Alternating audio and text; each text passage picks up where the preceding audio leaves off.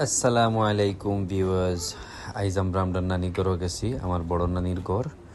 থাইনর ঘরও দেখো আমার মামা নিয়ে গার্ডেনও কত সুন্দর করে সপ্তাহে করছেন, নাগামরিচ, এর বাদে আপনার ইনো টমেটো কীভাবে ক্ষেত করছেন কচু পর্যন্ত। আর সবচেয়ে অবাক দেখে হয়ে গেলাম যে থাইনর ঘরও খেরের লাউরেলা রুয়াই দিলছুন, বুঝছেন নি? মাশাল্লাহ মাশাল্লাহ, কত সুন্দর একটা গার্ডেন করছেন। মানুষের রুচি দেখো কত সুন্দর লাগে দেখতে, বুঝছেন নি? সকলে ইলান সম্ভব হয় না করা, বা মানুষের চেষ্টা করেন, অনেকেও অনেক চেষ্টা করে, বাট হয় না। আমি নিজেও একবার করছিলাম করিয়া, আলহামদুলিল্লাহ একটা কদু খাইছি, আর বাদে বহুত কষ্ট করিয়া হইছে না। বাট আমার একটা জীবনের একটা অভিজ্ঞতা থেকে আমি চেষ্টা করিয়া সাফল্য যে আছে একটা বিশ্বাস করছি, আর এটা দেখতাম পারছি, বুঝছি।